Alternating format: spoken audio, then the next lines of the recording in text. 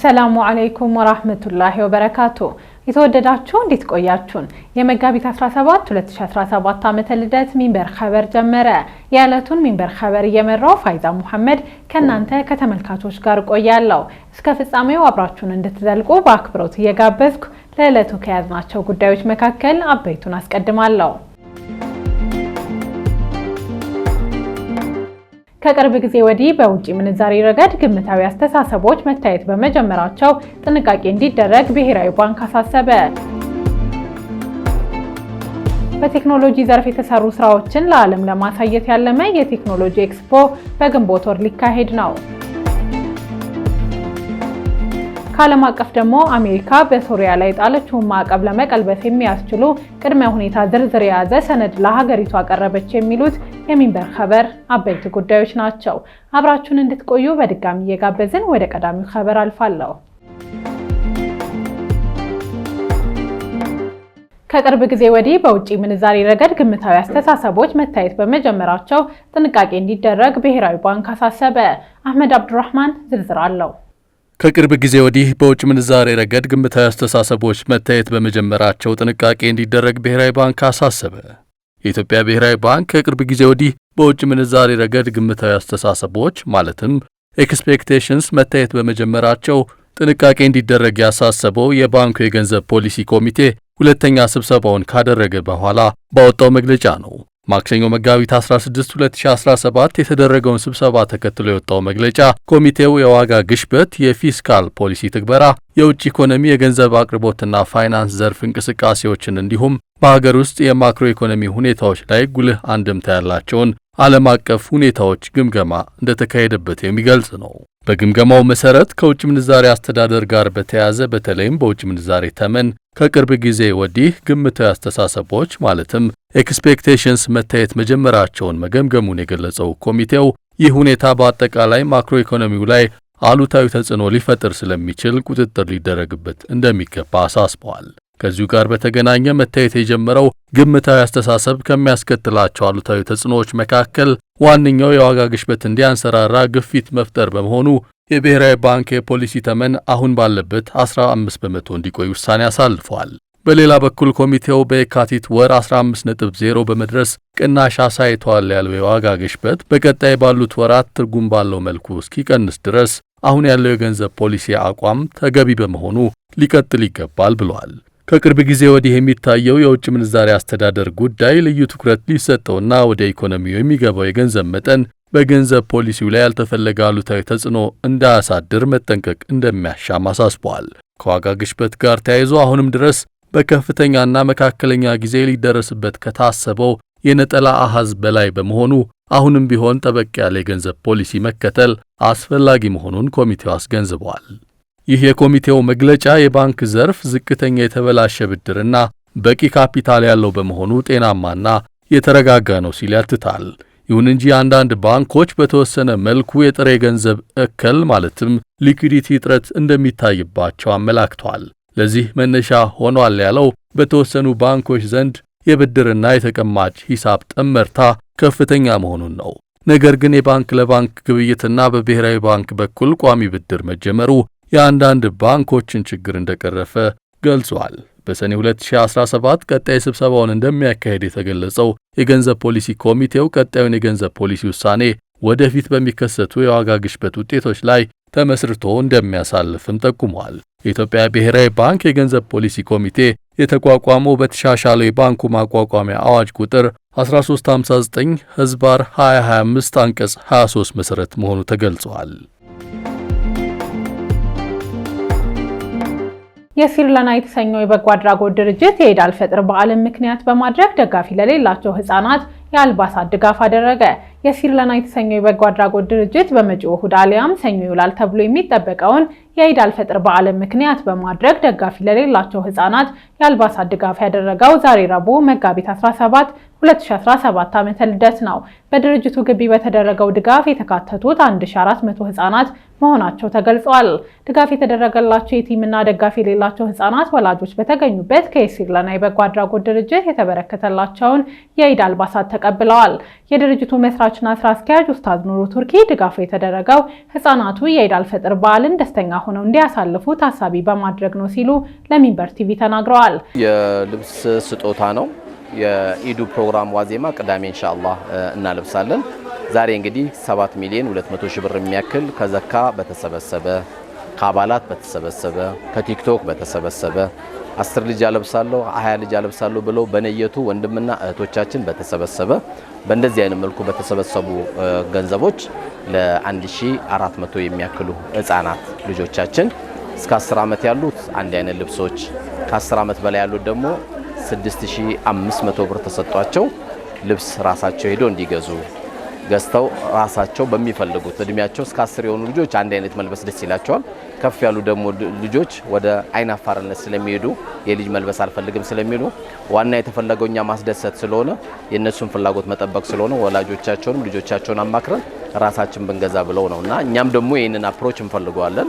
የቲም ምስኪን ሄዶ ገበያ ልብስ መግዛት እንደሚችል ጫማ መግዛት እንደሚችል በዚህ ብቻ በካሽ የሰጠናቸው ልጆች ትልልቆቹ 1,735,000 ብር አካባቢ ሄዶ የሚገዙት በባንክ ገብቶላቸው እያወጡ እንዲገዙ ተደርጓል ማለት ነው። ዛሬ ድጋፍ የተደረገላቸው የቲም ህፃናትን ጨምሮ በሲርለና የበጎ አድራጎት ስር የሚገኙ ወገኖች በመጪው ቅዳሜ መጋቢት 19 2017 የኢድ አልፈጥር በዓልን በማስመልከት ደማቅ ዝግጅት መዘጋጀቱን በዛሬው መርሃ ግብር ተገልጿል።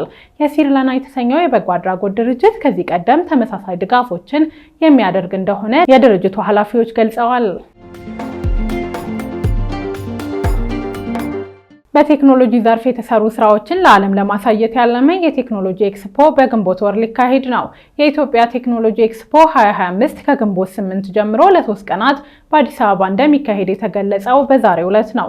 ኤክስፖን የሚያዘጋጁት የኢንፎርሜሽን መረብ ደህንነት አስተዳደር እና የኢትዮጵያ አርቲፊሻል ኢንተለጀንስ ኢንስቲትዩት መሆናቸው በዕለቱ በተሰጠ መግለጫ ላይ ተገልጿል። በአዲስ ኢንተርናሽናል ኮንቬንሽን ሴንተር ይካሄዳል የተባለው የኤክስፖ በምስራቅ አፍሪካ ትልቁ ነው ተብሏል።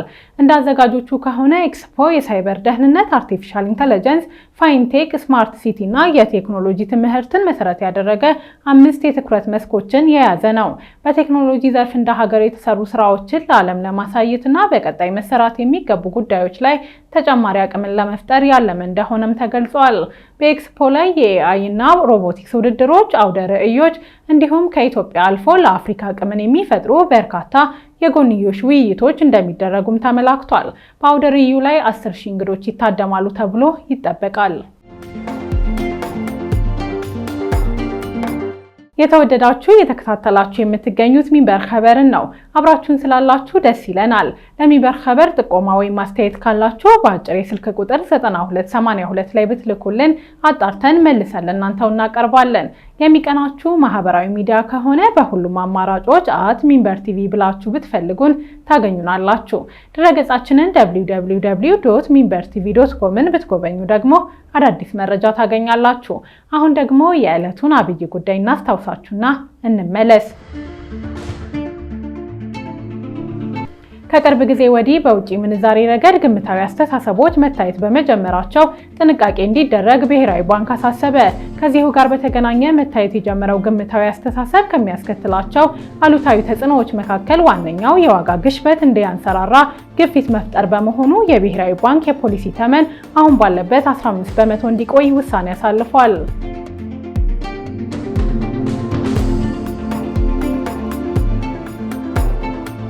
ከቆይታ በኋላ አሜሪካ በሶሪያ ላይ ጣለችውን ማዕቀብ ለመቀልበስ የሚያስችሉ ቅድመ ሁኔታ ዝርዝር የያዘ ሰነድ ለሀገሪቱ አቅርባለች። በዝርዝር እንመለስበታለን፣ ይጠብቁን። ፍልስጤምን በመደገፏ የአሜሪካ ባለስልጣናት ከሀገር ሊያባረሯት ሙከራ አድርገዋል የተባለች የኮሎምቢያ ዩኒቨርሲቲ ተማሪ ፕሬዝዳንት ትራምፕን ከሰሰች። የደቡብ ኮሪያ ተወላጇ የ21 ዓመቷ ዕድሜ ያላት ዩንሴኦ ቹንግ ፍልስጤምን በመደገፏ የአሜሪካ ባለስልጣናት ከሀገር ሊያባረሯት ሙከራ አድርገዋል የተባለችው የኮሎምቢያ ዩኒቨርሲቲ ተማሪ በሀገሪቱ ፕሬዝዳንት ላይ ክስ መክፈቷ ተሰምቷል። ገና በ7 ዓመቷ ወደ አሜሪካ ያመራችው ዩንሴኦ በሀገሪቱ ቋሚ ነዋሪ ብትሆንም የኢሚግሬሽን ባለስልጣናት የመኝታ ክፍሏን ጨምሮ በተለያዩ የኮሎምቢያ ተቋማት ፍተሻ አካሂደዋል ብላለች። ተማሪዋ በትራምፕ አስተዳደር ላይ ያቀረበችው ክስ ህገ መንግስታዊ መብቶቿን በማጣቀስ በቁጥጥር ስር እንዳትውልና ከሀገር እንዳትባረር የሚያግድ ነው። ዩኒሴኦ እስራኤል በጋዛ የምታደርገውን ጦርነት በመቃወም በኮሎምቢያ ካምፓስ በተደረጉ ሰልፎች ላይ መሳተፏን የገለጹት ጠበቆቿ ተማሪዋ የካቲት መገባደጃ ላይ በነበረ የተቃውሞ ሰልፍ ላይ መሳተፏን ተከትሎ የትራምፕ አስተዳደር ባለስልጣናት ለማሰር እንዲሁም ለማባረር ጥረት መጀመራቸውን ገልጸዋል። የትራምፕ አስተዳደር ለፍልስጤማውያን መብቶች ድጋፋቸውን እያሳዩ ያሉት ላይ በማነጣጠር ሐሳባቸውን በነጻነት በመግለጻቸው የኢሚግሬሽን ባለስልጣናትን እንደ ብቀላ መሳሪያ እየተጠቀመበት ነው ሲሉም ጠበቆቿ መናገራቸውን የቢቢሲ ዘገባ ያመለክታል። የፍልስጤም ደጋፊ ተማሪዎች እስራኤል በጋዛ ላይ የምታደርገውን የዘር ጭፍጨፋ በጦር መሳሪያና በሌሎች ነገሮች ያገዙ ነው ካሏቸው ኩባንያዎች ጋር የንግድ ሽርክናቸውን ዩኒቨርሲቲዎች እንዲያቆሙ እየጠየቁ ይገኛሉ። አሜሪካ በሶሪያ ላይ የጣለችውን ማዕቀብ ለመቀልበስ የሚያስችሉ ቅድመ ሁኔታ ዝርዝር የያዘ ሰነድ ለሀገሪቱ አቀረበች። አሜሪካ በሶሪያ ላይ የጣለችውን ማዕቀብ ለመቀልበስ የሚያስችሉ ቅድመ ሁኔታ ዝርዝር የያዘ ሰነድ ለሀገሪቱ ማቅረቧን የዘገበው ሮይተርስ የዜና ወኪል ነው።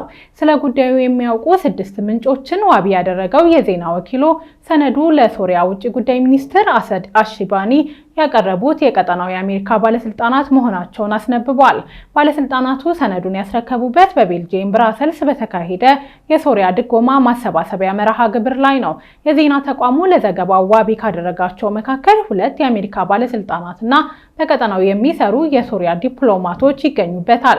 እንደ ምንጮቹ ከሆነ በዩናይትድ ስቴትስ ከቀረቡት ቅድመ ሁኔታዎች መካከል ሶሪያ የቀሩ የኬሚካል የጦር መሳሪያ ማከማቻዎች እንዲወድሙ ማድረግና ለጸረ ሽብርተኝነት ትብብር ማድረግን የሚጠይቀው ተካቷል። ሌላኛው ጥያቄ የውጭ ሀገራት ተዋጊዎች በሶሪያ አስተዳደር መዋቅር ውስጥ በከፍተኛ ስልጣን ላይ እንዳይቀመጡ ማረጋገጥ የሚለው ይገኝበታል።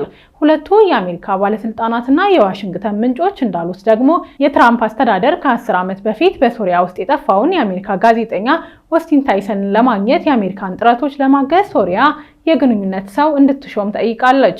በቅድመ ሁኔታ ለተቀመጠው ዝርዝር አሜሪካ የምታነሳቸው ማዕቀቦች የትኞቹ እንደሆኑ አልተገለጸም። በቀድሞ የበሻር አልአሰድ አገዛዝ ወቅት ከአሜሪካው በተጨማሪ የአውሮፓ ህብረትን በሶሪያ ላይ ማዕቀብ እንደጣለ ይታወቃል። በአህመድ አልሻራ የሚመራው አዲሱ የሀገሪቱ አስተዳደር ማዕቀቡ እንዲነሳ ሲጠይቅ ቆይቷል። ውድ ተመልካቾች ለዛሬ ያዘጋጀነው የሚንበር ኸበር በዚሁ ተጠናቀቀ። ፋይዛ መሐመድ አብሬያችሁ ነበርኩ። ወሰላሙ አለይኩም ወራህመቱላሂ ወበረካቱ።